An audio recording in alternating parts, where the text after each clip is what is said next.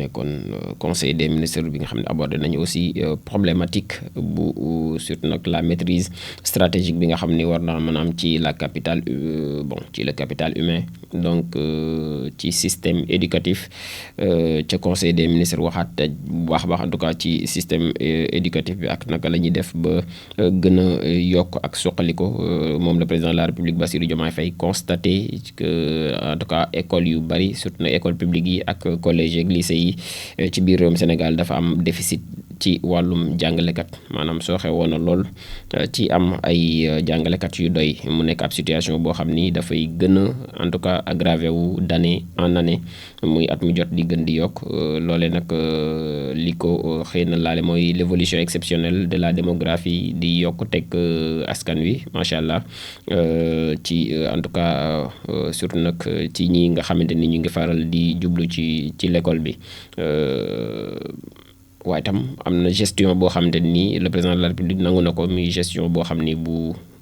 baaxul la bu nekk ci l'école yi la surtout nag flux d'élèves yi ak emploi ak des compétences aussi dans le secteur éducatif bu ñu sukkandikoo ci son excellence le président de la République Bassirou Diomaye Faye il a par conséquent aussi daal nay sàkku ci jëwriñ ñu dénk wàllum njàng meek jàngale mi waaye itam ministre de la formation professionnelle ak technique ak ministre des finances ngir ak ki nga xam ne moo yor budget bi ngeen ñu finaliser ci délai yi mu gën a gaawee ci la supervision du premier ministre Ousmane Sonko benn programme spécial boo xam ni dina ñeel ay recrutement ci ñetti at 2025 2026 2027 donc di recruter ay jàngalekat selon les spécialités donc ak matières yi nga xamante ni ñoom ñoo nekk prioritaire te ñu ciblé leen bu ñu sukkandikoo ci communiqué bu conseil des ministres bi nga xamante ni daal nay taxaw lu yaatoo yaatu ci lu nu mel. moom sàkku na aussi moom njiitu réew mi ba noppi invité waat le premier ministre mu daal di accélérer mise en œuvre bu programme d'urgence de résorption donc des abris provisoires mu ñeel ci wàllum abri provisoire yi donc ak la mise aussi à contribution des forces armées notamment génie militaire yi ñu gën cee dugalaat seen loxo ba loolee mën a daal di denc ci l'école yi muy abri provisoire ak exécution aussi diligente des travaux ñëwaat na en tout cas ci sooxe gi nga xam ni l'école bi mu ngi koy sooxe surtout nag ci wàllum jumtukaay ak enseignant moom le président de la République ci conseil des ministres bu démb bi ci même conseil des ministres boobee waxtaanee nañ le projet de loi bi nga xam ni mi ngi porté en tout cas ci abrogation bu conseil économique social et environnemental di 16 ak HCCT di au conseil des collectivités territoriales. ñoom conseil des ministres adopté nañ ko ba noppi donc après limogeage muy dàq gi nga xam ni dàq nañ ko donc président bu conseil économique bi ak bu au conseil bi par le président de la République Bassirou Diomaye Faye lui-même donc conseil bi ñoom daan nañu examiner ba noppi adopté ni ki démb projet de loi bi nga xam ni moom moo war a abroger di effacer ñaari institution yooyee nga xam ni loi organique numéro 2012-28 du 28 décembre 2012 bi nga xam ne moo doon porté ci organisation ak fonctionnement du conseil économique social et environnemental et la loi aussi organique numéro 2016-24 du 14 juillet 2016 relative aussi à l'organisation et au fonctionnement du conseil des collectivités territoriales moom moo ko daal di taxawaloon muy le projet donc de loi bi nga xam ne dina porter suppression de ces institutions qualifiées de budgétivores maanaam këru walaay institution lekkukaayu xaalis donc la ko nguur gi jàppee woon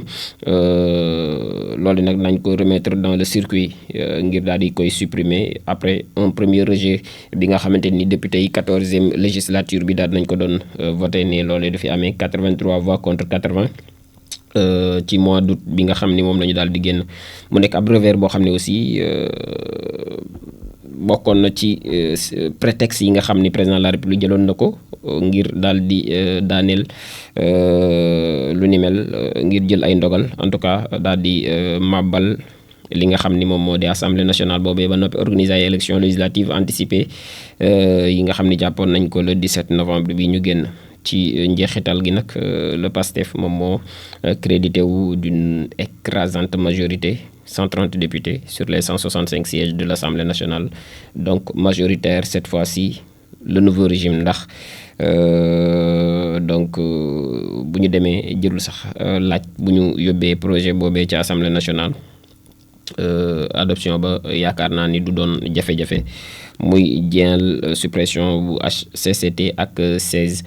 donc assemblée nationale daañ fa jëm ak le suppléant bu Abass Fall bi nga xam ne daan nay démissionné moom Thierno Ali Sy suppléant bu Abass Fall ginnaaw bi ñu nommé Abass ministre moom dafa finalement cédé woon Thierno Ali Sy place su député mais Thierno Ali Sy it daat nay démissionné moom de son mandat de député. Donc ce dernier dañ ko donc nommé woon ministre moom mii di Abass Fall ministre donc du travail et des relations avec les institutions dafa remplacé ci poste boobee Yankhoba Diémé mi nga xam ni moom moo siégé jamono ji donc moom du mën a siéger moom Abass Fall ci 15e législature bi dafa bokkoon ci liste nationale bu Pastef. Donc moom Thierno Ali Sy dafa mbirum yoon daal da koo daal di rattrapé da koo dab parce que muy condamnation définitive bi nga xam ne amoon na pour abus de confiance. Donc tey wala démb ci ab lettre boo xam ne adressé nañ ko président de l'Assemblée nationale moom Malick Ndiaye dafa daal di officialiser sa démission. Donc moom Thierno Ali Sy de son poste de parlementaire mu informé par cette lettre que donc démission dafay daal démissionner en tout cas de son mandat de député fële ci assemblée nationale. Muy rappeler aussi moom Thierno Ali Sy ne dañ ko daal di condamné woon par l'arrêté wala par l'arrêt numéro 46 de la cour d'appel bi daté woon ci atum wala ci weeru août muy 24 août 2021 bi nga xam dafa confirmé woon la cour suprême le 17 novembre 2022 muy une peine de 3 mois de prison avec sursis. Abus de confiance lañ ko daal di toppee woon. Il avait donc également été contraint moom mu versé ab somme bu tolloog 12 millions de francs CFA à la partie civile bi nga xamante ni représenté woon par Patrice Calas Lopez da Silva au nom de la société TDI. Donc loolee moom moo ko dab ba nga xamante ni mënul woon a daal di wéyal ab mandat bu député moom Thierno Ali Sy ba tax mu daal di delloo ndomba tànkam googule ni ki démb. Wàllum gouvernance ak donc le rythme des déclarations de patrimoine fi mu ne nii nag lu baax la lu rassurant la bu ñu sukkandikoo ci président bu OFNAC moom le président de l'office donc national de lutte contre la fraude et la corruption di Serigne Bassirou Gueye nekkoon na fi procureur de la République. Moom daan nay jugé bon et rassurant en tout cas li nga xam ne mooy rythme bi nga xamante ni moom la nouvelles autorités yi jël ngir daal di acquitté wu ci seen déclaration de patrimoine maanaam wàccoog lu ni mel. Donc bi ñu évoqué la question de la déclaration de patrimoine bi nga xam ni doon nañ ko xaar ci autorités yu yees yi moom Serigne Bassirou Gueye daal ne assuré ni rythme bi nga xamante ni en tout cas jël nañ ko jamono ji rythme bu baax la ngir te lu rassurant la maanaam lu dal xel la daal dans l'ensemble. Suñu sukkandikoo ci moom ñi nga xam ne moom la ñu dénk OFNAC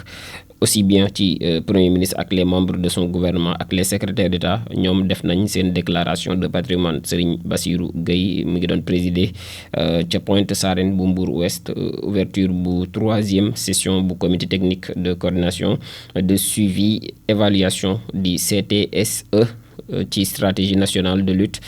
contre la corruption SNLCC. Donc moom fa la xamale loolee di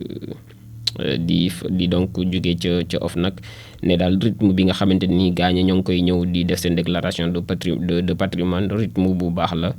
rawatina gouvernement bi ak premier ministre ak ay jëwrinam. Donc mu ngi noonu ci wàllum football xëy na la ñuy jeexale ak mondial 2030 nga xam ni 6 pays ak 2 continents. Donc foot mondial donc 2030 à 6 pays et 2 continents 2034 ci Arabie Saoudite. Donc ñëwaat na ci moom xibaar bi mooy lors de son congrès virtuel moom FIFA dañoo daal di officialiser attribution des prochaines coupes du monde de football. Édition 2030 bi dañ ko organiser conjointement par l'Espagne, le Portugal, le Maroc avec donc une ouverture en Amérique du Sud bu dee donc édition bu 2034 bi ci même mondial bi dinañ delluwaat ci Arabie Saoudite bu ñu sukkandikoo ci IGFM mi nga xam ne ñoom fësal nañ xibaar bi la mu nekk ab vote boo xam ne vote unique la des 211 fédérations membres et entériné mu nekk ab décision donc marquée par l'absence de concurrence bi nga xam ni am na ci ak procédure accélérée. Un mondial donc 2030 à 6 pays et 2 continents. mu nekk le mondial du centenaire boo xam daana dajale juróom-benni dëkk yoo xam ne ñoom ñoo koy daloo ak mu nekk nag lu njëkk ci taarixu compétition boobu la di coupe du monde 3 matchs yoo xam ni moom les 3 matchs inauguraux dinañ amandoo en tout cas fële ci Uruguay Argentine ak Paraguay ak les 8 et 9 juin 2030 incha allah avant de traverser aussi l'Atlantique pour la suite de la compétition bi nga xam ne dina amee fële ci Espagne ca Portugal ak ca Maroc donc avec 11 donc des 20 stades yi nga xam ne proposé nañ ko. Espagne dina jouer le rôle principal tandis que le Maroc ak dafa daal di échouer à 5 reprises ci ay tentatives d'organiser un mondial. Moom dina doon le deuxième donc pays africain hôte après Afrique du Sud ca atum 2010 bi nga xamante ni ñoom daloo nañ compétition boobu le Portugal aussi dina mobiliser 3 stades ngir participer en tout cas ci organisation bu mondial 2030 Arabie Saoudite mi nga xam ni fa lañ jóge woon bii weesu wala Qatar la woon wala Arabie Saoudite Qatar ok. daañu dem kon ca Arabie Saoudite moom mooy dalal bu 2034 bi face à de nombreux défis moom Arabie Saoudite mu nekk édition bu 2034 bi nga xam ni attribué nañ ko dëkk boobule. donc mu nekk candidat bi nga xam ni après les retraits de l'Australie ak bu Indonésie moom moo fa daal di sësoon ainsi que la mise en veille aussi des ambitions chinoises. moom acteur boo xam ni nag bu juddu yees la surtout nag ci Saudi Pro League bi nga xam ni jamono ji star yëpp ñu ngi daw jëm foofee bokk na ci li tax xëy na FIFA gën a am confiance ci ñoom. Le royaume donc prévoit d'investir massivement ngir daal di répondre aux exigences de la FIFA notamment ci wàllum taxawal ay stade yu adapté ak le climat estival bi nga xamante ni li ko gën a marqué moom mooy température bu extrême ndax dëkk bu tàng la foofee loolu nag mën naa forcer un déroulement en hiver comme ce fut le cas ca Qatar en 2022 donc mu ngoog mu ñeel les prochaines 2 éditions donc de la coupe du monde que ce soit 2030 ak 2034 ñëwaat na ci moom mi di